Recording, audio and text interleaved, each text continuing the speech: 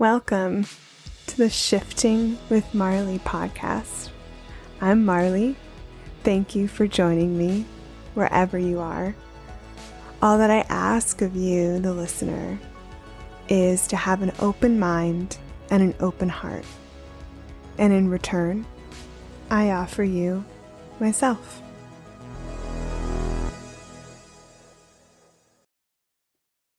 Today, we are going to return to the topic of trauma and continue the conversation I started back in episode 12 on healing. In this episode, we are going to journey into the topic of grief, which results from some form of trauma, for example, losing someone you love. This is a heavy topic and emotional topic, but there is power and healing available when we talk about it, when we share our stories. I know that grief can feel lonely, but it can also connect us. Grief is part of the human experience on this earth.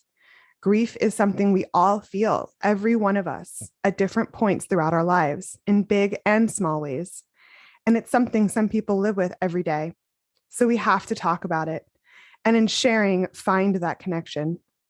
After all, grief is really a byproduct of change, and change is the only constant in this life. I'm honored to welcome Stacy Dobbs today. Stacy is a geriatric and pelvic health occupational therapist and a mother, and she has bravely chosen to be with us today to share her experience with grief. Welcome, Stacy. Thank you so much. I'm happy to be here. I'm so grateful our paths crossed, and thank you so much for being here. Thank you. Can you first share, Stacy, where people listening can connect with you? Sure. If you have any questions, you can DM me on my Instagram at Stacy, Stacy _ Kieferton, Keiferton. Awesome.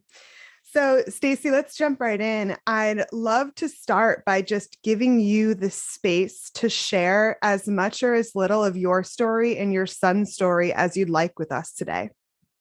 Okay. I already feel like I'm crying now, so, but that's going to happen. So we're going to just keep going. That's what we do. So my husband and I decided after a deployment that we were going to try to get pregnant, and he got home, and we had talked about it a little bit before he got home, and he had a pretty scary combat deployment at that time in Afghanistan.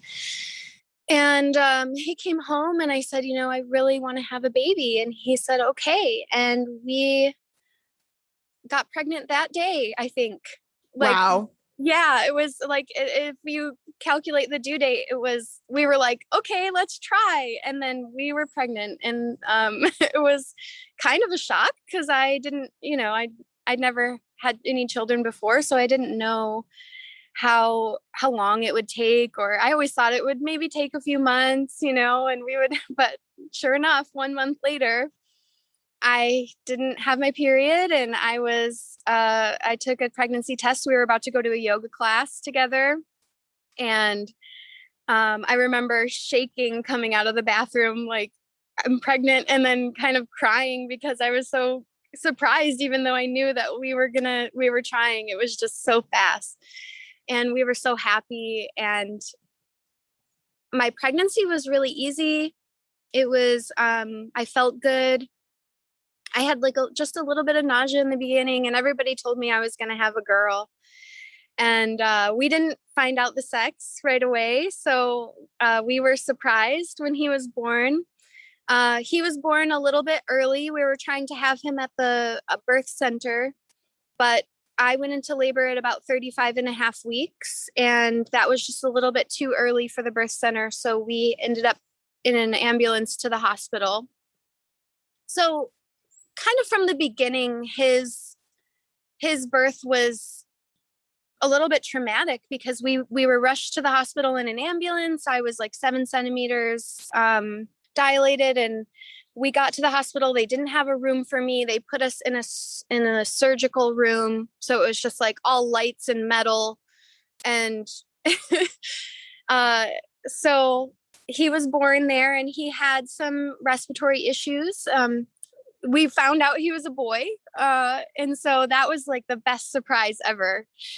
And he had some breathing trouble. So his name is Elon Kai. We didn't decide that until a couple days after he was born. And he was in the NICU for about 18 days. Wow. And so we just thought, that's just something that happens sometimes. People, babies are born early. People have children a couple of weeks early sometimes, and they end up fine and things are all okay. And then about 3 months later, so that was traumatic enough. We got to take him home, and breastfeeding was quite a journey.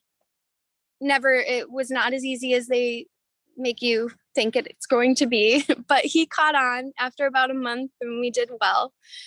And then at about 3 months, he got RSV, and he was in the hospital for a week on, I think it was like 20 liters of oxygen. What is RSV? Respiratory syncytial virus. So it's a really common virus that goes around every year, but when little babies get it, it can be serious. Most of the time it's not. But that, looking back on it, is now like a sign to me that something he, was maybe wrong with his immune system, or that he was a little more vulnerable. Yeah. And then we went about our lives and started to get like comfortable with motherhood a little bit and starting to get into a groove. My sister-in-law got married and my husband's family came into town, and my my husband's aunt said that, she noticed his eye just looked like it was bulging just a little bit. And I had noticed that too, but I thought, everybody has like features that are a little asymmetrical. So I thought, maybe that's just a little thing that he has. And we went to get his eyes looked at just to make sure that everything was okay. And they said, there's really nothing wrong with his vision or his eyes. It must be something behind his eye. And so when we heard that, that was scary, but I had other friends in the breastfeeding group at the birth center that I belonged to that had kids with blood vessels that were like a little bulging or something. And so I just really kind of thought, let's just go get it checked out and find out. So we took him to the doctor for his 6-month vaccinations, and he palpated his abdomen, and he didn't say anything, but he said, I need you to go to the hospital and have an ultrasound. And so we knew like, we were like, what? We knew something was up. So we went to the hospital, they did the ultrasound, and right away, my father-in-law was there, and he is a retired family practice doctor. And they did the ultrasound on his abdomen, and they saw a very large tumor there. And the radiologist came down and immediately said, this is something that looks a lot like neuroblastoma. We can't say for sure without a biopsy, but it started on his adrenal gland, on his kidney, and it looks like this. And so they had the team come down and start talking to us. And it was really just a whirlwind, like, sorry, it's just unbelievable that your 6-month-old going in for a vaccination could have these large tumors. And so then we knew that behind his eye, it must have been also a tumor. So then, the cascade of, we knew not only was it cancer almost immediately, but it had metastasized. And so, that's just a really scary thing. And so I remember calling my dad right away and just saying, Elon has cancer. And he's like, what? What do you mean? And I said, I said, I want you to come here right now. And so he did.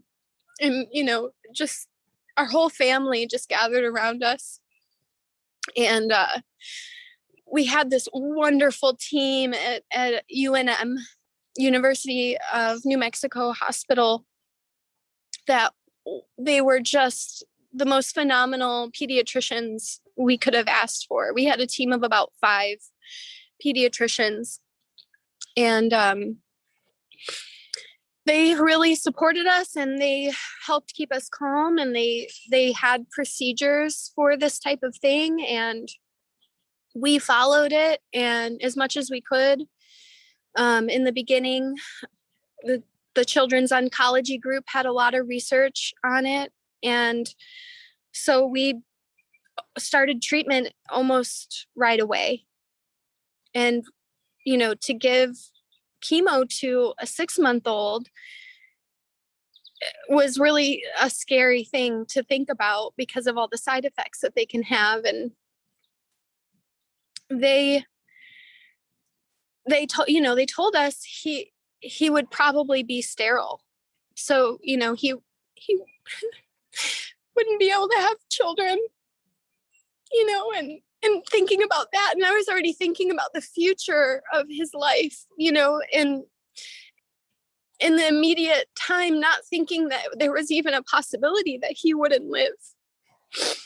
So we went through 5 rounds of chemotherapy, and we went through a lot of hospital stays, which, they do the best they can, I think, with the system that they have in place, but it's honestly not really great for families and the children that are involved. They were doing chemo all night, and so they would wake us up all the time. And I already wasn't getting sleep because he didn't sleep well because he was uncomfortable. And so when we would go to the hospital, they would wake us up all, like, as soon as he'd go to sleep, they'd come in and they'd be like, we need to change this or check his this or that. And I was like, can you please just give us some time to sleep? And a lot of times they wouldn't. They say, no, we have to do this. And I never understood why they couldn't do chemo during the day. It seemed like a convenience thing for them. And that was really hard on us. The whole thing was really hard, but that, there were a lot of things that I felt like could have been different, that would have been pretty easy to change, that they just wouldn't, because that was their procedure. So we went through that. We ended up having to go to Texas for a, what do you call it? It's a stem cell harvesting. So they harvested his stem cells, and so they could later do a stem cell transplant, which he never ended up being able to get. But we went there, and a lot of this stuff, my husband was in school at the time and in the Army.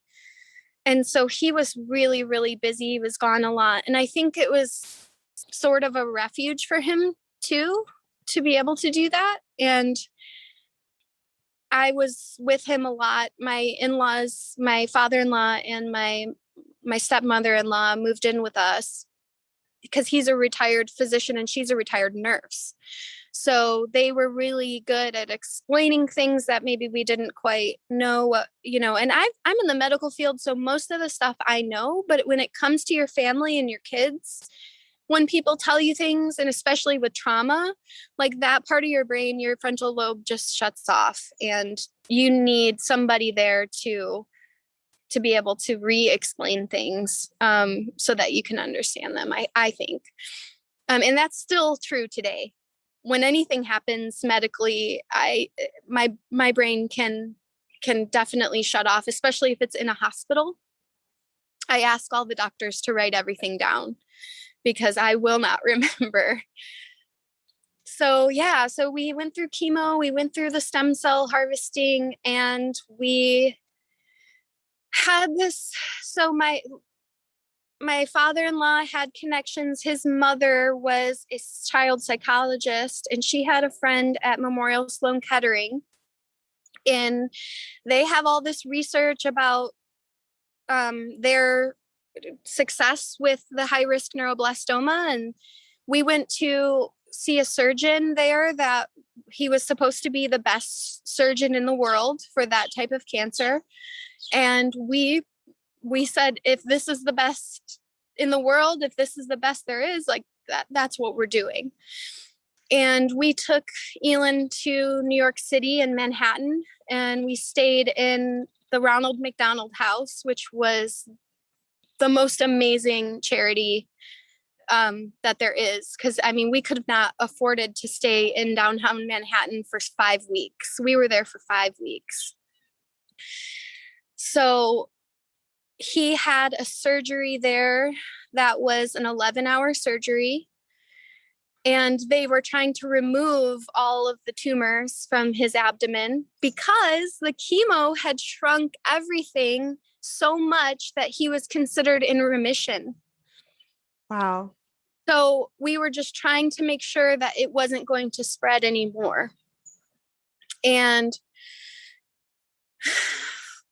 my husband and I have a lot of regrets and resentment and a lot of things about making that choice, because the other option was to do a little bit at a time and stay in New Mexico, do a small surgery, and then maybe another one down the road. And we chose the extensive surgery.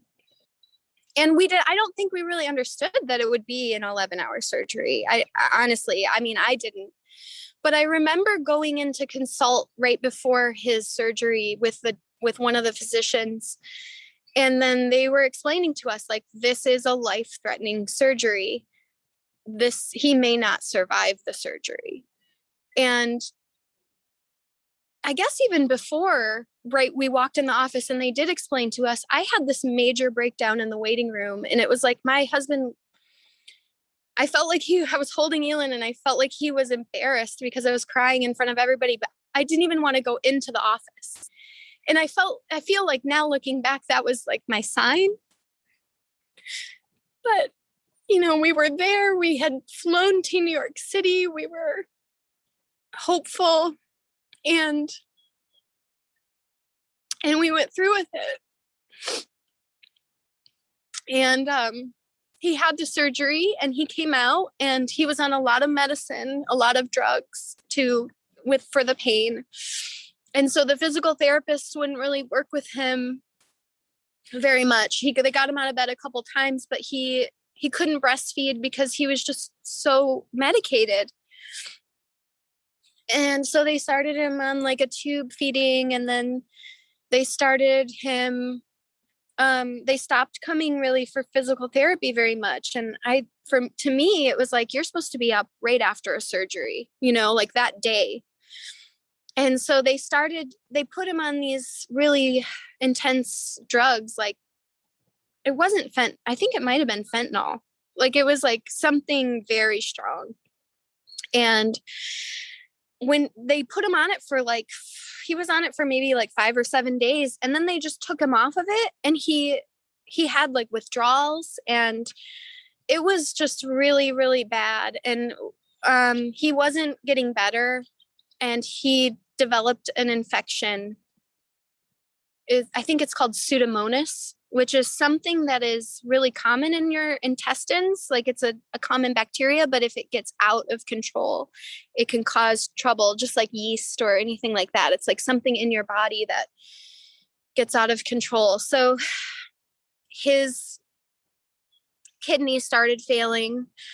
So, and they had to do another surgery. So they had to take out his spleen, most of his spleen, and his kidney, and actually remove that kidney. And we were asking a lot of questions and of the nurses and surgeons, and like, all these interventions that they were doing, because they had already given him these drugs that made him withdrawal. And they were like, it was like they didn't know that that was going to happen. And I'm like, he's a baby, and that happens to adults. So why wouldn't it happen to him? And it was really kind of disappointing, I guess, to see that to realize that in our Western medical system, they do the best they can, but they really don't know so much. And we really were relying on these people to know what they were doing. And so that was really disappointing. And they got to a point where he was getting pretty sick, and there was a doctor on call, and he said, we need to intubate him. And I said, are you sure? Because that's really, I feel like it's really invasive. And a lot of medical practitioners will tell you it's not that invasive, but I feel like you're putting anything inside of your body, it's super invasive.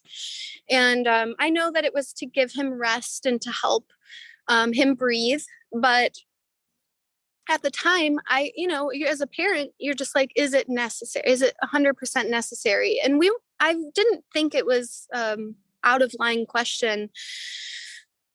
But at one point, we had this very arrogant surgeon who did his Elon surgery come in and take us in another room and sit us down and say, if you don't basically do exactly what we say, we're going to transfer you out.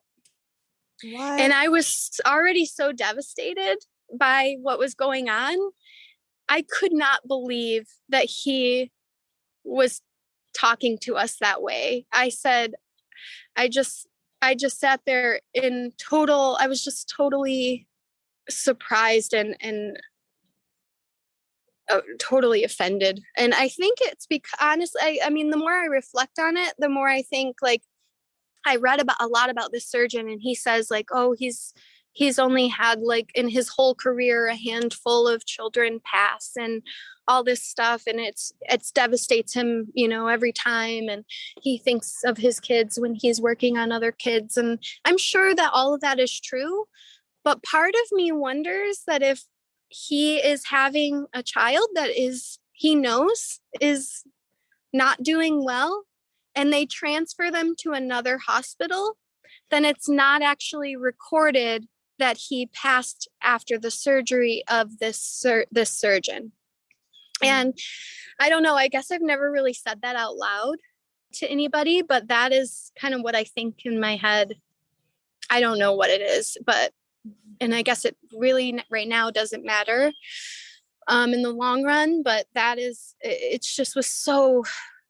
it was already, like, so much was going on, and we were so devastated. And then this man was saying, if you ask questions, we're going to kick you out, basically. And I was like, whoa, just really shocked.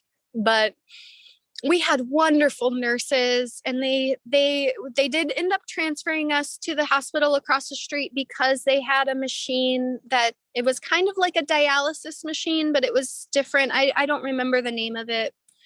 I don't even know if I ever knew the name of it. I don't think they explained it, because they kind of explain it in layman's terms to everybody. They're always like, it's a machine that's like dialysis. It filters the blood. And the surgeon's assistant was so wonderful. He came in and he was like, most children recover on this machine and they get better. And he gave us a lot of hope, which at the time I thought was a good thing. Now that I learned more about grief and life and things in general, and I've read Pema Chodron's When Things Fall Apart. And I really believe in her philosophy that sometimes hope, and oftentimes hope, is really not a great thing in the long run. I know that that's a really controversial thing to say, but I think that hope is like giving you this expectation. You're setting this expectation, and if you don't meet those hopes, then you really are devastated. And so I feel like giving you more of a reality check is really, really the honestly better way to go. But at the time, I think I needed that hope. I think he knew that I needed that. And I think there was just nothing else, So he got transferred, and, the music therapist would come in and they would give him little egg shakers, and he'd be holding the egg shaker, even though he was like, his eyes would be closed, and he'd be like in sort of like a medically induced coma.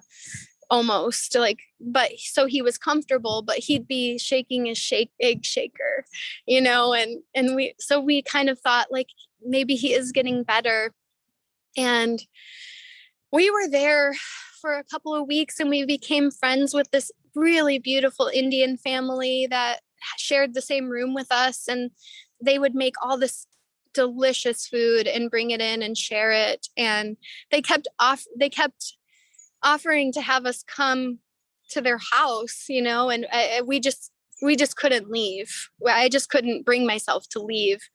The doctors finally, a few nights, talked us into going back to the Ronald McDonald House and sleeping. And we did. And we were only like 2 blocks from the hospital, so we could walk there, which was really nice. And the one day, they started looking at his vitals and things like that, and they were getting a little concerning. And then they had said, we have to take him down for a CT scan. And they took him down, and they said that he had a stroke. And, we could tell because his tongue started coming out of his mouth. And I work in geriatrics, so I know what strokes look like. And but they told me like he had a subarachnoid hemorrhage, and I could not hear it. My stepmother-in-law was there, and I said, "What is going on?" And she said he has bleeding in his brain. And I knew all that. It's so bizarre how trauma works, because I knew, all of my schooling is that. And I knew that, but I couldn't hear it. I couldn't understand it. And so she explained it to me, and until I understood. And so then things started happening really fast. And the neurosurgeon came down, and they brought us into this room, and my family, and my dad actually had just returned back home because he was here for a few weeks just to kind of get things back in order. And then he was going to come back. So he wasn't there at the time. And the rest of our parents were there. And they took us into this room, and the neurosurgeon said, he has had this stroke. And I was thinking, I've seen a lot of people with strokes and they recover, it can happen. And so I was pretty optimistic, because he was so young, that his brain is even more plastic than the elderly people that I see regularly. So I thought, okay, what's the next plan? And they didn't mention anything about like TPA, which is a medication you can administer right after a stroke that can stop bleeding. They didn't say anything about that, which, looking back on it, I couldn't think of that at the time. That was their job. But they never mentioned that. And I don't know if that's just not indicated for the type of stroke that he had. But when the neurosurgeon started speaking to us, I knew that it must have been a really massive stroke, because she said, we have 2 options. She said, we can take him into surgery, and we can remove the right side of his brain. And when she said that, I knew like there was no recovery of the entire right side of his brain. And, that's like the whole creative side, you still have the logical side, but you need both. And it was unbelievable. And she said, we can take him in and remove the right side of his brain, and he may not live through the surgery, and he may not live a few weeks after the surgery. He'll, and we knew that his life would never be the same. Or, we could let him go. And it wasn't a hard decision. my husband and I looked at each other and we knew, that was the moment that we had to let him go.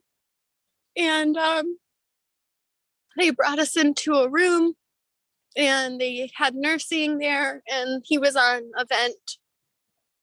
And they took him off of the vent and I held him, and he was breathing, pretty laboriously for a while. And they said that, it could be any amount of time, they don't know. And so I don't even know how long we were there. I just know that I was holding him and I was looking right into his eyes. And my husband was holding us, and he left this world with his mother looking right into his eyes. And that's all I really know. But it was the most devastating, awful thing that I feel like anybody could go through. And we did it.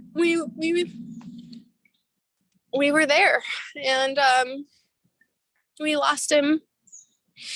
And they came. I say we lost him, but I know that we really didn't. But that's later. We'll talk about that later. But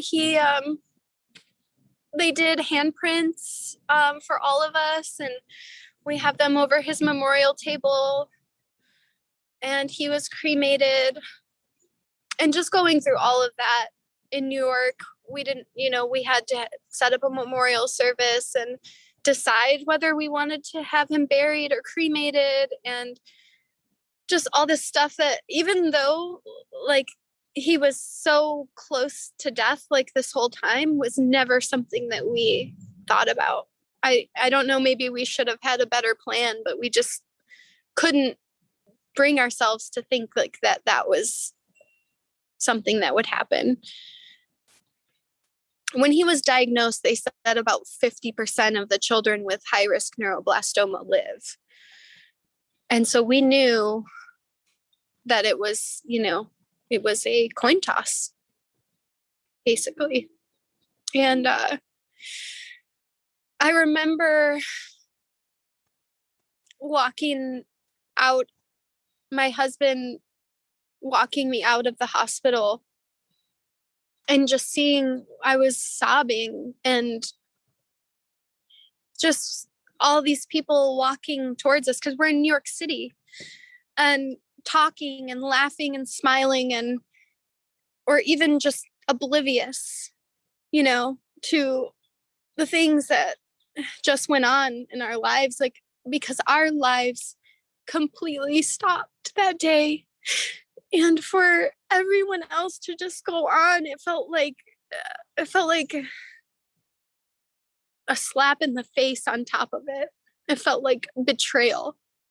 It felt like the world just keeps going. And I'm sure everybody that loses somebody knows what that feels like. Like, you lose someone so close to you, and the world just keeps going. And it seems so unfair. And I think that, with PTSD and trauma, developing from those types of things, that's kind of how it feels. Like, you get stuck, you get left behind while the world just keeps going. And I still feel that way a lot to this day. I feel like the world is just going so quickly and I can't keep up.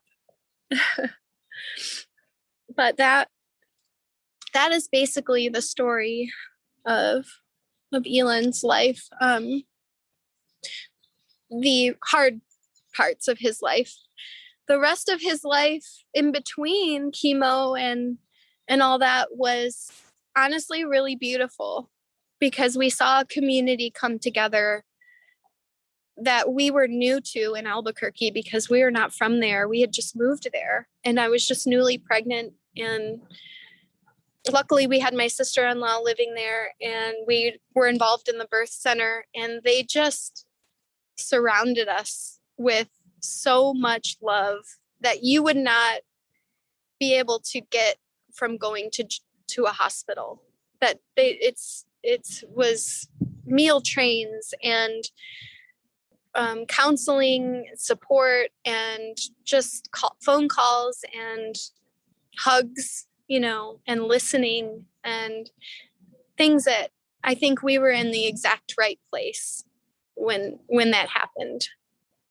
So I do feel grateful for the community that we had there and that we continue to have there, even though we don't live there anymore. Stacy, thank you so much for sharing your story and Elin's story. I honor you. I honor Elin, and I'm so sorry for your loss. And just thank you for being here and sharing that with the world today. Thank you. Thank you for listening. Listening and crying over here in the background. So, Stacy, in the early days after your son's passing, what helped you get by the most? I think that we were really grasping a lot. My family, friends, and community, I knew that this was something that would change my life forever, but it was scary because I didn't know how that was going to happen. I just had to do it. I just had to go through it.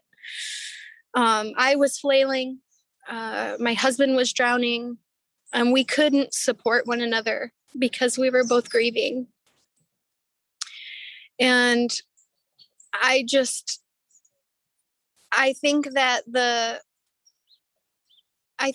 I said, the support of that community that I was in, I'm not sure, honestly, if I would even be alive today if it wasn't for that community. And the counselor that I found, who is amazing. And I don't know, there were so many things, like things that I don't even think that I was aware of at the time that people were doing for us that just made everything easier, that made life easier. I went to a yoga teacher training 3 months after he passed because I knew that my husband and I couldn't support each other in our grief because there was just so heavy. Like, you can't lift someone up when you are suffering in the same way. And there's no faulting him for that. Like, I don't feel any kind of resentment or anything about that. It's just, that was the fact, we couldn't do it. And today, I understand why people aren't able to stay together after they lose a child. But I went to this yoga teacher training at Punta Mona in Costa Rica, and I thought, this should be like a really peaceful thing. It was in the middle of the jungle. There was no electricity. There was internet Wi-Fi for 1 hour a day when they turned on the solar panels. Like, that was it. And it was, honestly, looking back, they said, they were like, this might not be the best thing for you to do right now, if you're struggling or whatever. But I honestly think it was the 100% the only thing I should have been doing. It gave me something really healthy to focus on. They were feeding us all vegan food that was grown on the permaculture farm. There was nothing more nourishing than waking up and doing yoga for an hour and a half and meditating for 20 minutes and eating, food from the land and being surrounded by howler monkeys and, just all the ocean waves and other women who were, not going through the same thing, but just there in that same headspace, of everybody has trauma that they're trying to heal from, and we shared a lot of that. I remember the first day going into the ceremony, the fire ceremony, and we sat around and everybody talked about around the fire. We were sitting there, they were drumming and chanting at first. And then we sat down and everybody had a moment to share, why they were there. And I think I was the last one. And so everybody had shared and we were sitting there and it came to me and I couldn't speak. I couldn't say anything. And a lot of the women, and before we had come to the permaculture farm, we had stayed in a hotel near each other. So we had eaten, and I told them a little bit like that Elin had passed, and a few of the women there knew. And it was just this silent space that they held for me. And it was so beautiful because everybody started to hold each other's hand. And then they held my hands. And then I could talk, I could speak. It was so beautiful. I don't know if anybody's going to be able to understand me because I'm crying through everything I say, but honestly, it's just so beautiful. Like it was one of the most amazing moments of my life, to have that kind of support and connection from strangers, complete strangers. And they just held space for me. And I told them, I'm here and I just lost my son. And I think everybody was really surprised that I was doing that, but I'm that kind of person. I'm not going to sit around and wait for healing to come to me. I'm going to seek it out. And I think that's part of why I'm here talking to you, is because I knew that this would be super healing to talk about. And I want people to ask me about it. I work with a lot of, elderly seniors, and all of them have experienced grief and loss, and they're going through the end of their life. And when I tell them that I lost my son, because a lot of them have lost children because they're in their older years too. And we form this connection that you can't form with anybody else, because they know we understand each other on a level that's just, you can't explain. And so I don't know, it's just really beautiful to go through that experience of being uplifted and held by my community, uplifted and held by the yoga community that I had joined. And I'm the kind of person, like I said, I was grasping for anything. I just wanted, and the funny thing is, in the beginning, I just want to heal from this, right? I just want to do the right thing to move forward. But it's so silly when you think about that, because you don't even know how grief and trauma are going to show up for you in your life for years to come. And it's something that you just have to go through. It's not something you can just go to a yoga training and heal, So, yeah, that was the most beautiful thing I could do. And my friends were there all the time. They were there to listen and just be there.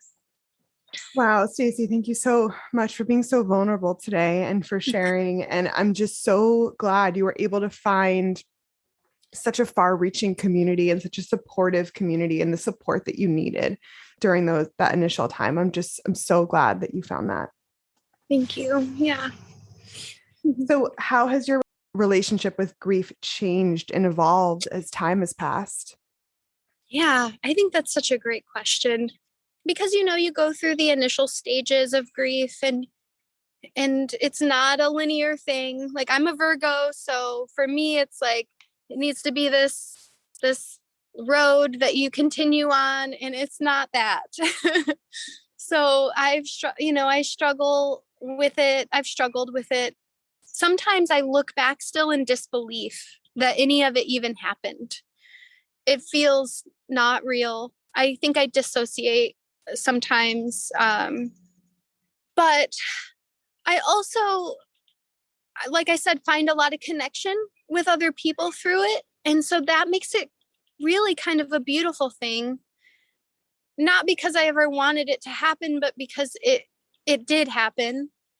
And because it's something if you can make something beautiful out of it, then I want that to happen. Especially after Elin died, I never understood like Japanese traditions that much about like honoring your family and honor. To me, I guess I didn't, I understood the concept, but I never fully understood what honoring meant, I think, until I lost Elin. And then I decided that in living my life after his life ended, I would do everything I could to honor him. And for me, that meant, trying to heal and trying to move forward and connecting with others in their grief and allowing others into my grief and finding deeper empathy and sympathy. Yeah, I think that I'd lost people in my life before that, and it was devastating, but it never like this. And so that is something that really helped me connect to not only this world, but I feel like beyond the veil. I think I realized that I used to be Christian, and I don't subscribe to that anymore. I grew up in the Christian family, and we would go to church, not so much in my early life, but as I got older, started going to church more and more. And I never felt at home there. And so after Elin passed away, I realized that I, first of all, had to tell my dad that I don't know why I felt like because I felt like I was kind of lying to him in a way. But after Elin passed, I felt emboldened to say, this isn't something that I really ever believed. I wanted to because everybody else in my family did, and a lot of my friends did, but it was just never something that I really felt connected to in my heart. And so that really began my spiritual journey. And I wanted to say, when I met a grief counselor, his name is Jim Wired, and he is in Taos, New Mexico at Golden Willow Retreat. And it's a grief retreat for people who need help grieving. And I didn't do his retreat, but we had Elin's memorial at his chapel that he had built by hand for his two little girls that had been killed in an accident. And he said to me that, when you lose a child, you have one foot in this world and you have one foot behind the veil. And I think that is the best description that I've ever heard. And because I didn't know why I was feeling the way I was feeling, but I didn't feel like I belonged here anymore. And I think that really helped me to understand, okay, it's okay to have one foot here and one foot there. And it's okay to feel like you don't belong here. And you can still be here. But I think that's just a really hard thing to explain to other people. Really, the feeling of, I'm sure there are a lot of people in the world who feel like they don't belong in this world just because of the way that society is set up. And I felt that like 1,000% more after we lost Elin. And so it was just really nice to hear that somebody else knew that feeling, because I didn't want to hear the Christian reasoning, everything happens for a reason, or God has a plan. I would have punched somebody in the face if they would have told me that at the time. Like, I not only didn't want to hear that, but that to me is not true.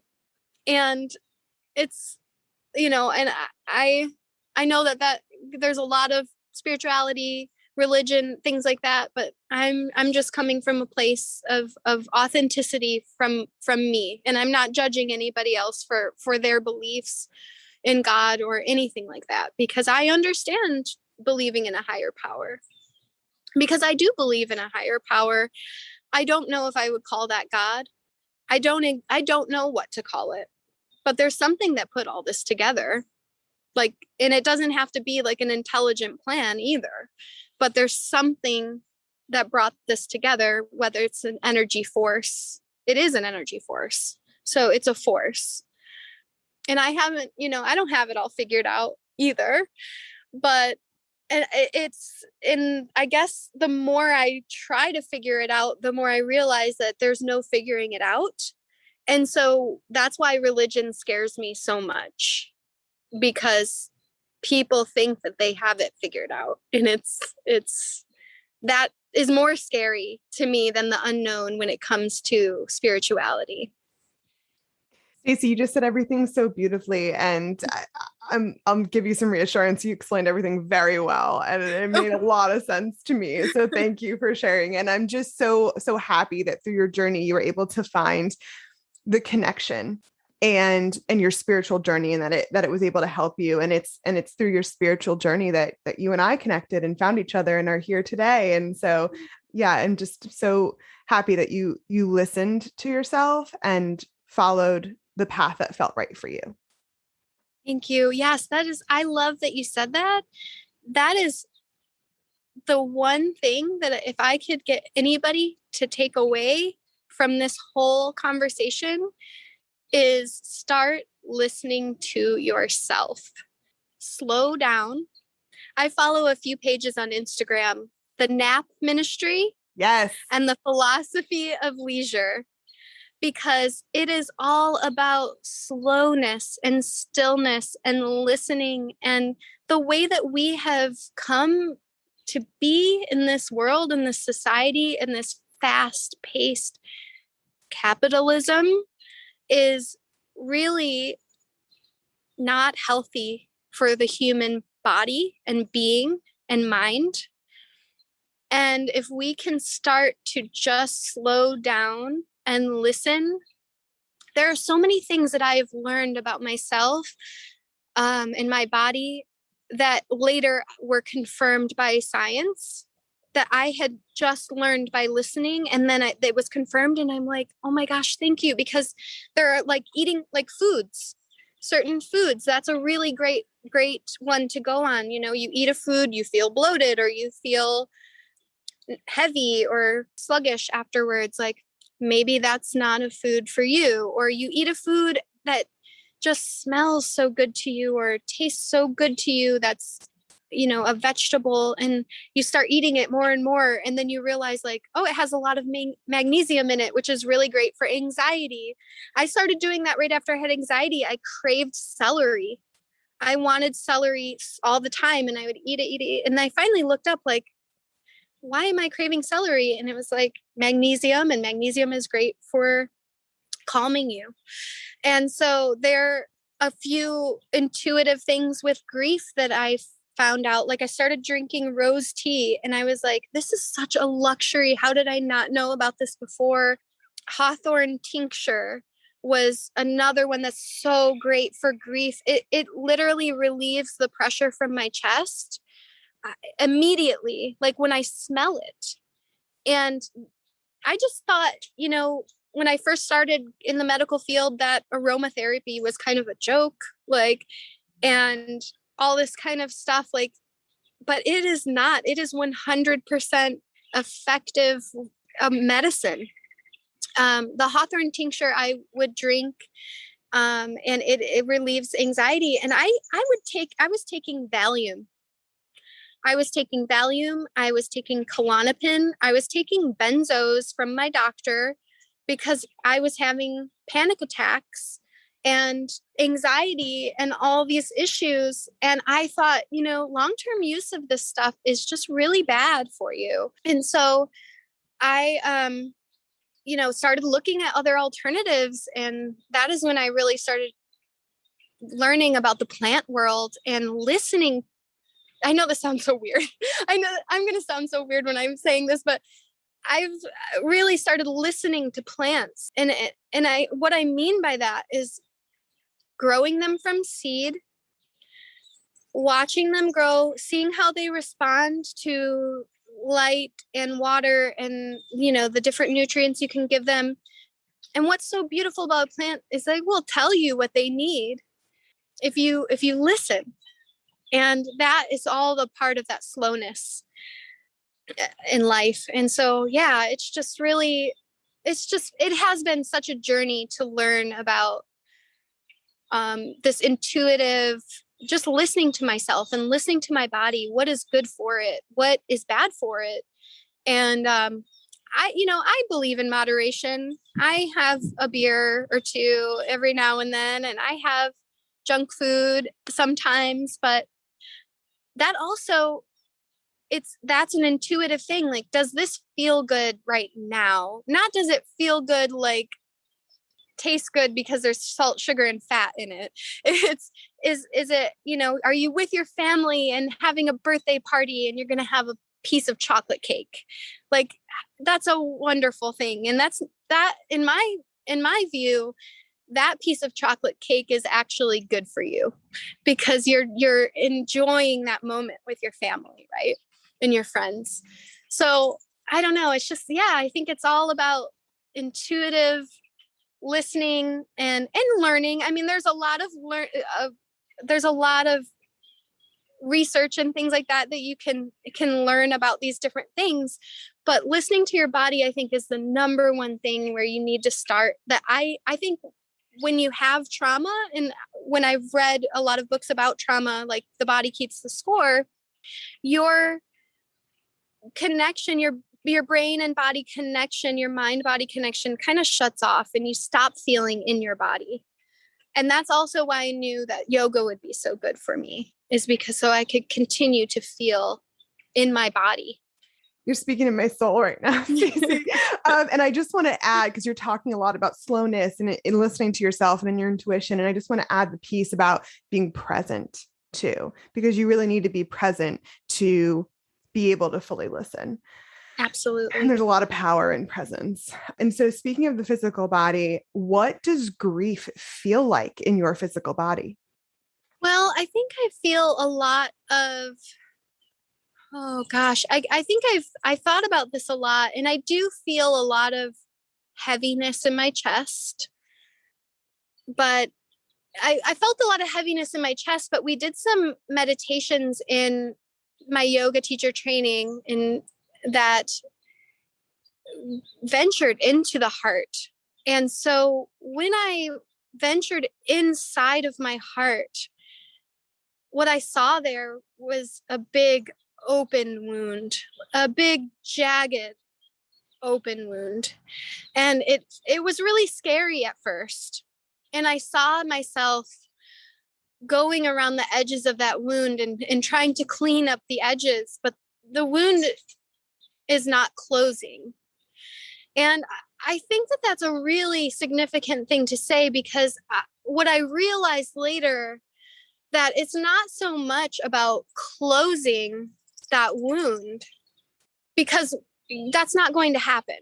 I think, at least for me, I don't think that's going to happen. But then when I had this epiphany that it's not so much like an open wound, but like a cracking open. And when I realized that, it kind of shifted everything. It just made me feel a little bit more like hard to relate to other people in some ways.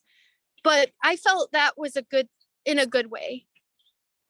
That I am more sensitive, that I am more open. I've had people tell me, because going to work, I take on a lot of the energy of other people. I'm an empath. And when I have 2 or 3, 4 patients a day and I come home and I'm exhausted because I'm taking on that energy of their illness or their sickness or their problems or their issues after their illness, getting around, or their, end of life type of things. And I can feel that heaviness at the end of the day, and I'm exhausted from it. And I've had people tell me, well, just don't take on other people's energy. Just don't take it on. And for me, I don't know how to do that. That is something that I do. And honestly, I think it's a gift. I think I'm a healer. And I think when I go to people's homes, inside of their homes, and listen to their story and take a piece of them with me, that's truly a gift, even though it's exhausting, even though it's, hard. I don't think we should shy away from these hard things, because that pain is the best teacher. It's the only teacher that is the biggest transformation in your life. Like, if you shy away from the things that cause you pain your whole life, I feel like you may not learn the lessons that your soul was brought here to learn.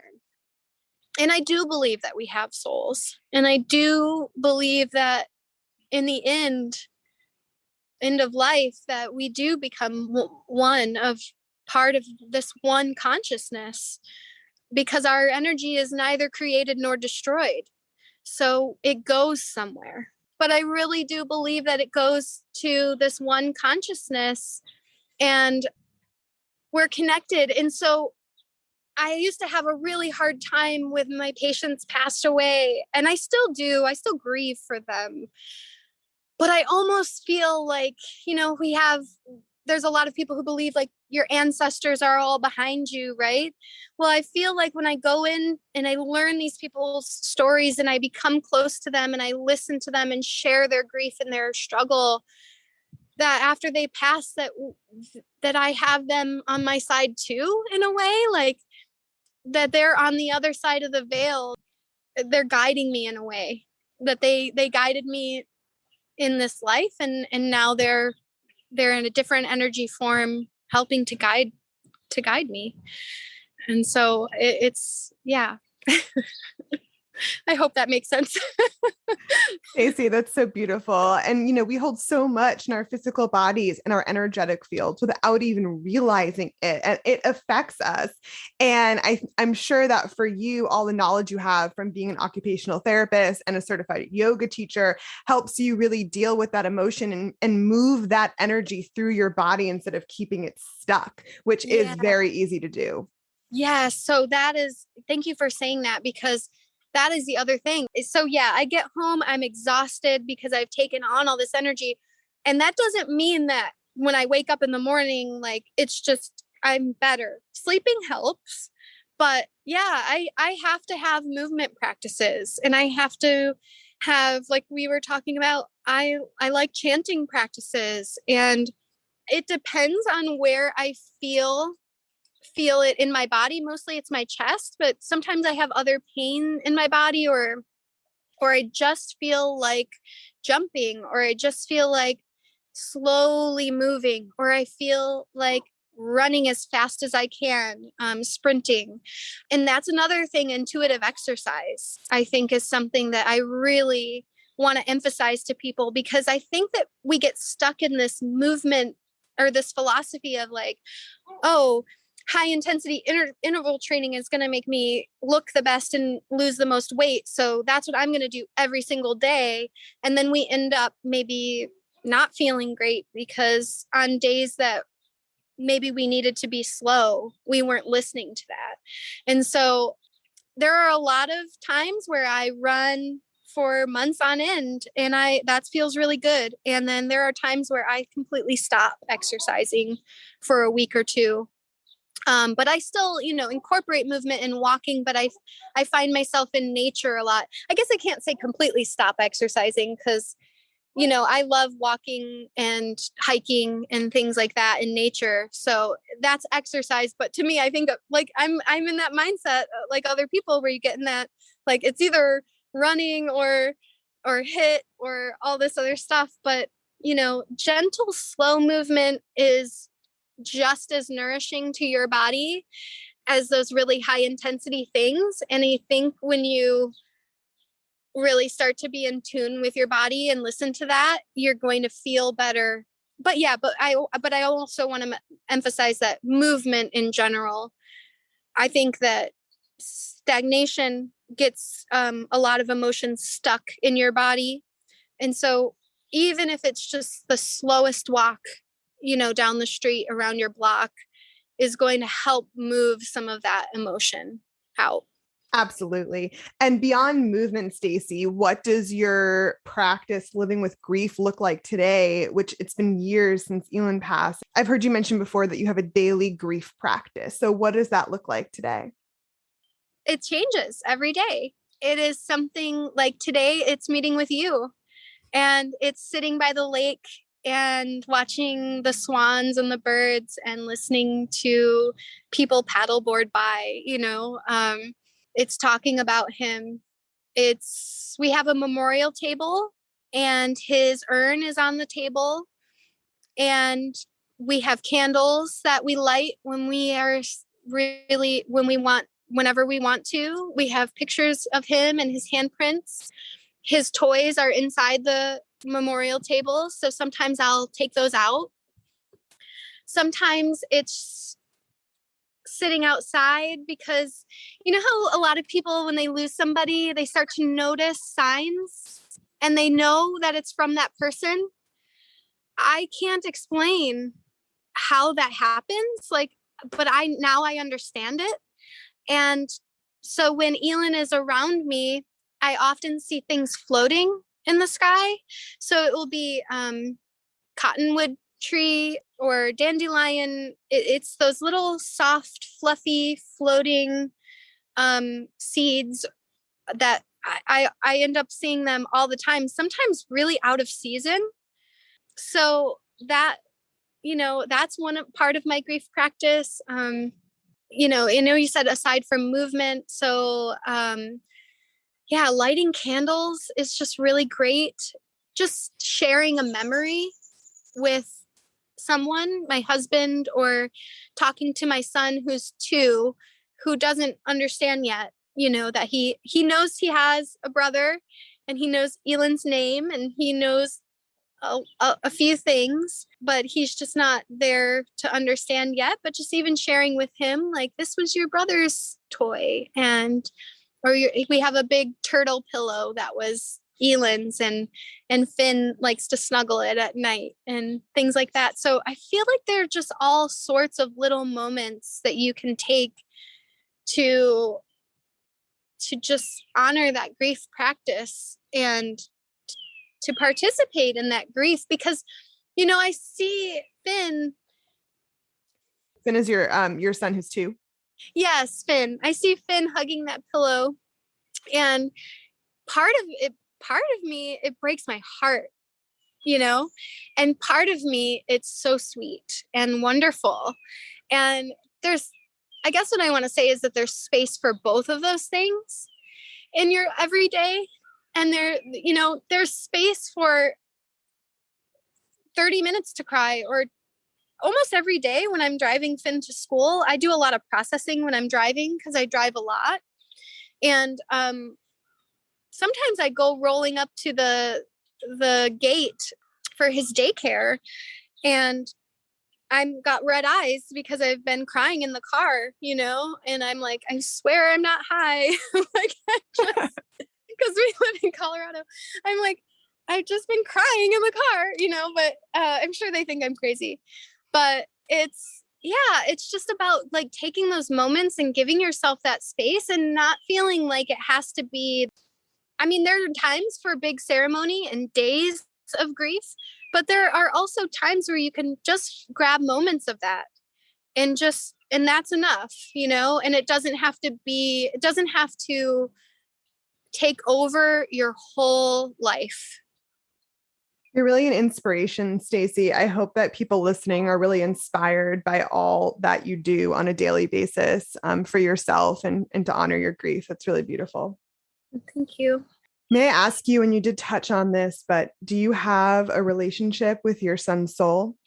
I think so. I mean, it's so hard to say because we were talking earlier, and sometimes I think your left brain says, is this real? Like, what am I doing? You know, who am I talking to? Or this is so crazy because, you know, I'm sitting there talking to him or thinking that these seeds floating in the sky are signs from him. And I can sometimes feel a little cuckoo, but then I think I really intuitively know like that's him. I don't know how to explain it. I know that that's him and that's him to me. And it doesn't really matter what anybody else thinks. And I think I have a relationship with his soul because I have a better relationship with death now. I think that I have a better relationship with death because I know that when I die, I'll be going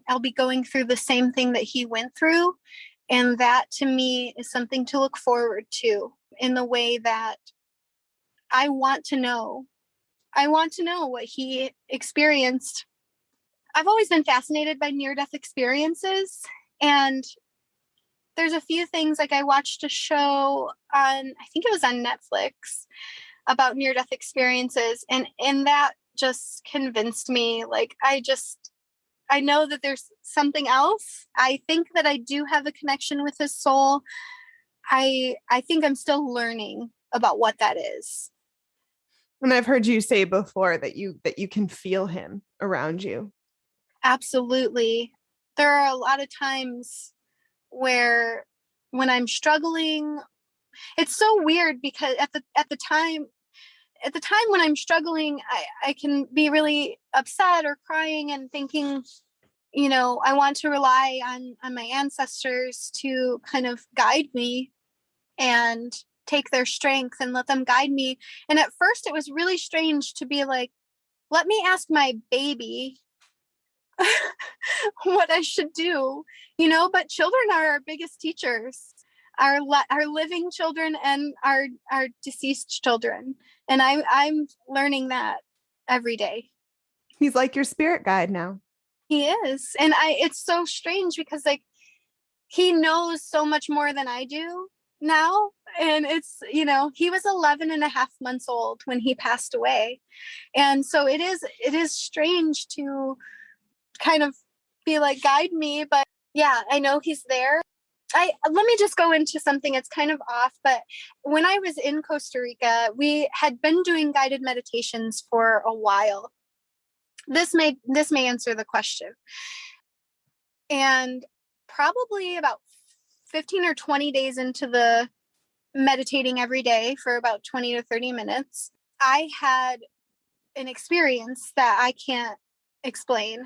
And I kept seeing this little black dot and it would change. And it was like, I thought that was just like a floaty in my eye. Like when you know, sometimes you see those, and I kept seeing this dot and in my meditation, something inside of me or outside of me guided me.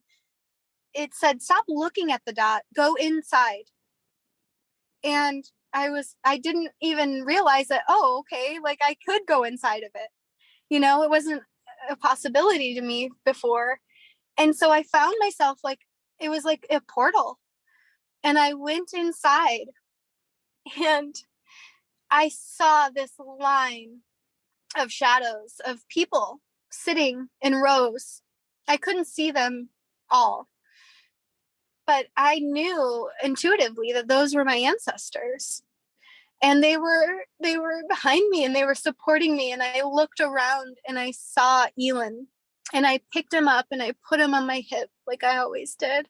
And I felt him. He just fits, you know, he just fit right there so well. His little legs like gripped me. And he loved playing with my hair. And he was pulling my hair a little bit, just petting me. And I looked to another side of me and I see my grandparents, my deceased grandparents. And they were standing there and we weren't talking out loud to each other, but we were speaking to each other in a knowing, in a like a telepathic way. Like I looked at them and their energy was telling me like, we're here and we're going to take care of him. And I handed Elin to my grandfather, and I came out of that meditation. You know how some people say they have an experience with God and they're trembling afterwards? I've never felt that uncontrollable type of tremble, like you just were in another world. Maybe right after I gave birth, that and both times you give birth and your body goes through like this trembling. It's a change. And I had that experience meditating, and I came out of it and I was just trembling and sobbing. And I told my yoga teacher about it, and I said, what was that? Like, I said, was that real? And she goes, she's so lovely. She said, did it feel real? And I said, yeah, it felt more real than anything I've ever experienced in my life. And she just shook her head, and she just nodded her head. And that was one of the beginnings of the journey that I'm having, listening to myself and trusting myself. Like, I had that experience that was more real than anything that I've ever felt. And then I felt like I had to go ask somebody if it was real. And she was so lovely, because she put the ball right back in my court and said, this was real to you. This is real, and that was life-changing. Honestly, it was transforming for me to trust myself, because I feel like so much we're taught that we can't trust ourselves. And that was one of the turning points in my life to realize, like, maybe you don't see it, maybe you don't understand it, but that is real to me.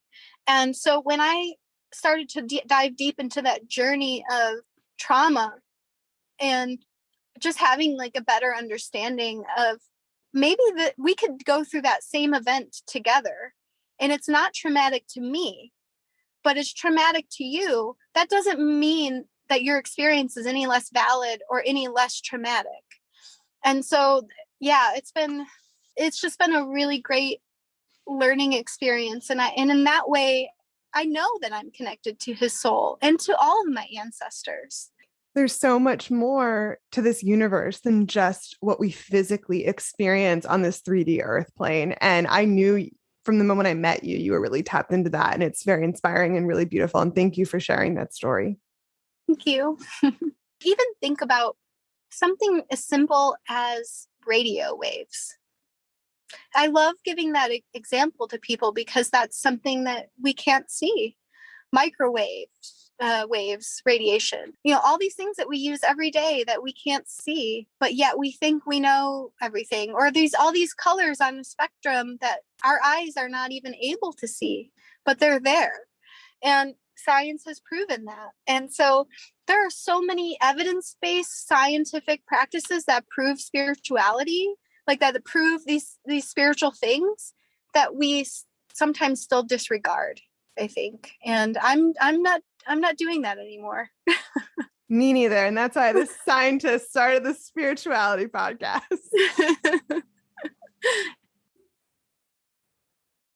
So, Stacy, shifting gears a little bit, what role does self-love and self-care play in living with grief? I am still learning about that. I have come so far in the past few years, just even accepting that it's okay to take care of myself first. You always hear the adage that if you can't take care of yourself, then you can't take care of other people. And it's true, but it's so much deeper than that. It's about caring for yourself, and it's about boundaries. I learned so much about boundaries in 2020 with work and what I needed to be able to work, and what I needed to just be able to be a person in the world. And that's just basic stuff. I mean, honestly, I feel like we could all spend all day taking care of ourselves, and that would just be enough sometimes. And that's why I think we say when people are super depressed and it's hard for them to get out of bed, like if you just get out of bed, that's enough, and it really is. And it's all relative, to what you are. And it comes all back to intuitive listening to yourself. And there are some days where I don't have to do much self-care and I can be really productive and get a ton of things done. And then there are other days where I almost can't do anything but take care of myself just to get through those days. And it's not because I'm like a total mess or anything like that. It's just like that is what my body needs to be healthy. And I think that we've just in the society become so fast paced and under this idea that if we're not productive, we don't have value. And I'll be honest, I still struggle with that. I will look at my day and be like, I literally did nothing today. But when it comes down to it, it's like, no, I got out of bed, I got dressed, I got my son up, we ate like nutritious food. It's all relative, and it's all about your perspective of productivity. We have these productivity standards as an OT or as therapists, PTs and OTs mostly, and have it. And I've always lived under that heavy weight of working in a clinic and having these productivity standards. If you're working with a client, that's considered the minutes that you're working with a client is considered productive. All the other time that you are spending, say, doing documentation, talking to, calling doctors or their family members, that's unproductive time. And I'm such a wordsmith. Like I cannot stand that they call that unproductive time. To me, that's some of the most important things that I do is documenting, because if you don't document, you don't get paid. It's kind of the same thing in life. We're told that if we're not working 40 hours a week or more, we're not productive enough, and I don't believe that to be true. And I don't think I'll ever believe that to be true again. It's all about, just taking a look at your life. Are you happy? What do you need? Listening to your body, what movement do you need? What foods do you need? What practices do you need? Because my practices are not your practices, and they won't work for you in the same way. And that's okay. And it's just about your practices for self-care need to be as unique as you are. And you have to try a lot of things, and maybe you don't like them, to find out what those things are. I've tried, like, I like running more than I like riding my bike, or whatever it is. But it's just about listening to your body. And yeah, it comes all back to being present and listening to yourself. Absolutely. And so self-care and by extension, self-love are really crucial components. And I imagine also patience with yourself and allowing yourself to feel emotions as they pop up are really important when living with grief, and really for everybody. Yes. I really love what Sarah Blondin says about she talks about giving yourself permission. That was one of the most powerful things I've heard somebody say, because you grow up and people are always telling you what to do, and you write permission slips at school to go to the bathroom, and you get permission slips to go to, to go to field trips and things like that. But when do we ever sit down and give ourselves permission? Sometimes that's all it takes to kind of do something. Brene Brown also talks about this. I love her.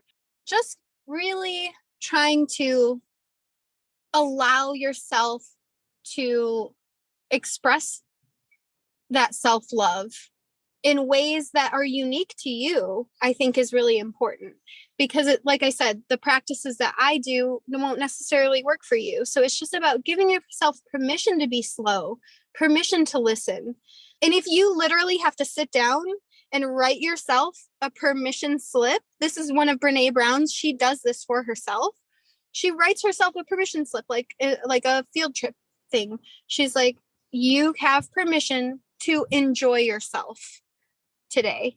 And then it's easier to do that. I don't know what's in our brains that makes that connection, but yeah, sometimes we just need to allow it. Love that. I love that. And, back to things we were talking about earlier, after everything we've talked about, everything we've discussed today, and ways to live with grief, what is your advice for those really struggling with their grief? I would say that, at least for me, because I just, it's hard to say like this will work for everyone, but I think that I'm not too different from other people. So in a lot of ways, emotionally, just talk about it. Just connect with other people. You will be so surprised and how much relief you can find by just somebody sitting and listening to you, or saying, yeah, I lost my mother, or I lost my child too. And finding grief support, finding a counselor and therapy is super important. I think self-care, giving yourself permission to love yourself, seeking out people who will love and support you, and educated professionals in grief counseling are all really great ways to help yourself move forward if you're feeling stuck. Thank you, Stacy. And thank you so much for being here today and being vulnerable and sharing your story. And I think that people are really going to connect with you a lot through your words today. So thank you. Is there anything else you'd like to share today?